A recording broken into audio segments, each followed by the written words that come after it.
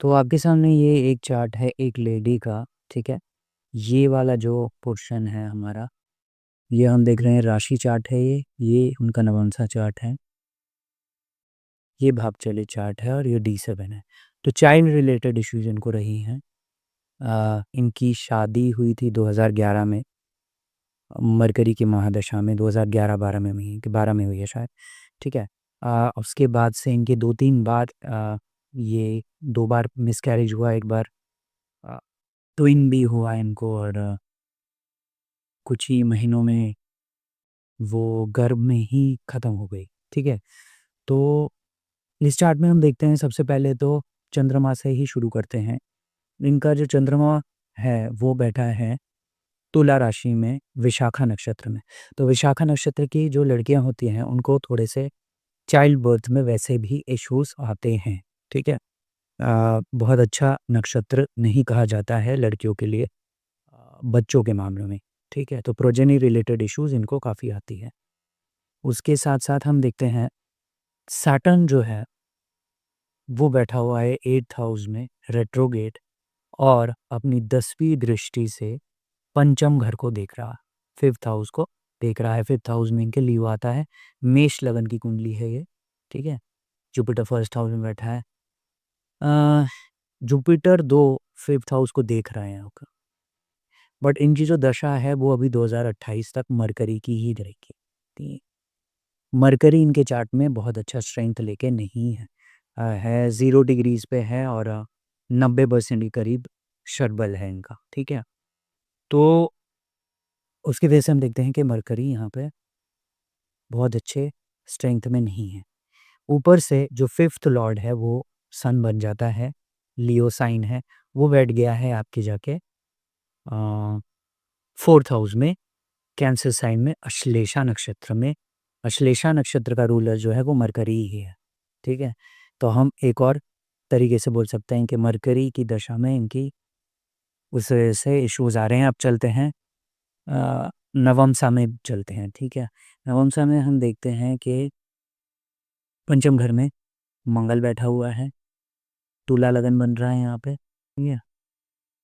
उसके साथ-साथ पंचम का स्वामी जो है सैटर्न वो रेट्रोग्रेड अगेन 4th हाउस में। अब 5th हाउस से 4th हाउस में जा रहा है, ठीक है?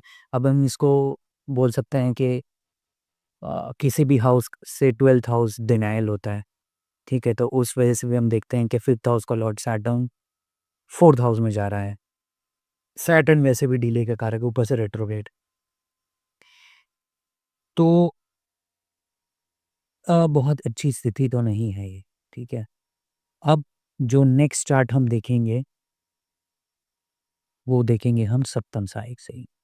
सप्तम सा देखेंगे हम। सप्तम सा में हम क्लियरली देख सकते हैं जो 5th लॉर्ड है ये बन रहा है आपका कन्या लगन की कुंडली बन रही है यहाँ पे सप्तम सा में, ठीक है? तो लगन लॉर्ड और 10th हाउस का लॉर्ड बैठा है 5th हाउस में। 5th का लॉर्ड अगेन सैटर्न है, जो कि रेट्रोग्रेड हो चुका है, फिर लगन पे आ गया है।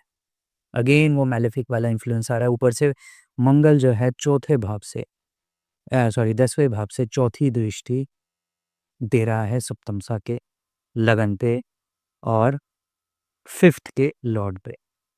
अगेन बहुत अच्छी स्थिति नहीं है, ठीक है?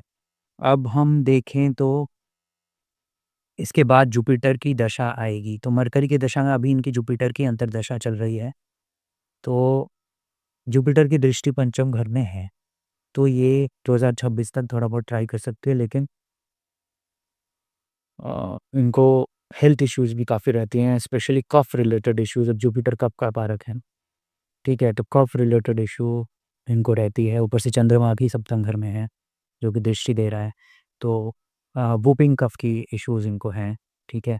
ऊपर से हम देख रहे हैं 4th हाउस में इतने सारे प्लैनेट्स हैं, कैंसर में फियरी प्लैनेट्स लाइक सन, मार्स, ये इनको ब्रीदिंग ट्रबल देता है, तो बचपन से ही इनको एज़मा रिलेटेड इश्यूज़ भी है, ठीक है? मार्स डेबिलिटेटेड हो चुका है यहाँ पे 4th हाउस में। तो सारी प्रॉब्लम्स हम चार्ट में देख ही सकते हैं।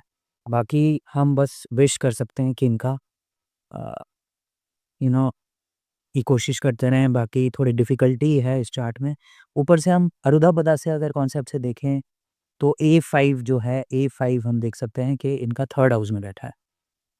तो 3rd हाउस में बैठे होने के कारण अगेन 8th से 8th होता है 3rd हाउस, ये भी बहुत अच्छा पोज़ीशन नहीं बोलेंगे प्रोजेनी के मामले में। तो इनको जुपिटर की ब्लेसिंग लेनी पड़ेगी इन द फॉर्म ऑफ मंत्रा। अब इनको हम वो नहीं पैसा पहना सकते, थोड़ा मोटापा भी इनको इशू है, मोटापे की इशू है। अब जुपिटर का भी हम नक्षत्र एक सेकंड चेक कर लेते हैं। जुपिटर बैठा है अश्विनी में, जो कि केतु का नक्षत्र है। केतु अगेन 6th हाउस में बैठा है, अगेन एक दुष्टाना घर में बैठा है। तो अदरवाइज़ हमें बेसिक तरीके से भी हम देखें तो इस चार्ट में क्लियरली दिख रहा है कि चाइल्ड रिलेटेड इश्यूज़ दिखेंगे, ठीक है? अब वही रेमेडीज़ के तौर पे हम क्या कर सकते हैं, जुपिटर में मंत्र कर सकते हैं। 5th हाउस का लॉर्ड सन है। सन सूर्य को 2 मैं कहूँगा यहाँ पे मार्स और वीनस कम्बस्ट हैं। सूर्य को यहाँ पे पावर देना, तो इनको किसी ने रूबी भी शायद पहना दिया था, बट मुझे ठीक नहीं लगा कि रूबी यहाँ पे सन वाटर साइन में बैठा हुआ है 4th हाउस में, रूबी कितना हेल्प करेगा, आई डोंट नो। यहाँ पे जुपिटर के मंत्र करे तो ज़्यादा सही रहेगा मेरे हिसाब से। और सैटर्न रिलेटेड आई थिंक दान करना इनके लिए ज़्यादा अच्छा रहेगा। ये बाकी आपको कुछ और दिख रहा है तो आप भी बता सकते हैं। और बस यही दिखा है मुझे, इतना ही मैं एनालिसिस कर पाता हूँ, ठीक है? तो बहुत ही बेसिक तरीके से भी हम पता लगा सकते हैं कि इनके चार्ट में चाइल्ड रिलेटेड इशू है, स्टार्टिंग फ्रॉम द नक्षत्र लेवल से ही। चंद्रमा विशाखा नक्षत्र में जिनका होता है लड़कियों को, उनको चाइल्ड रिलेटेड इश्यूज आती हैं। विशाखा नक्षत्र में चंद्रमा होने के कारण ये काफ़ी एजुकेटेड भी हैं और टॉपर रह चुकी हैं, ठीक है? तो विशाखा नक्षत्र वाले एजुकेटेड भी काफ़ी होते हैं। तो इसमें और कुछ दिख रहा है जो मैंने मिस कर दिया हो तो प्लीज़ कमेंट कर सकते हैं। और मैं मिलता हूँ अगली वीडियो में, एक दूसरे चार्ट के साथ मिलेंगे, ठीक है? Take care. और नए हैं चैनल पे तो सब्सक्राइब कीजिए, लाइक और शेयर ज़रूर कर दीजिएगा, बेल आइकॉन को ज़रूर दबा लीजिएगा। तो जय Shri Krishna, sayonara, tata bye bye.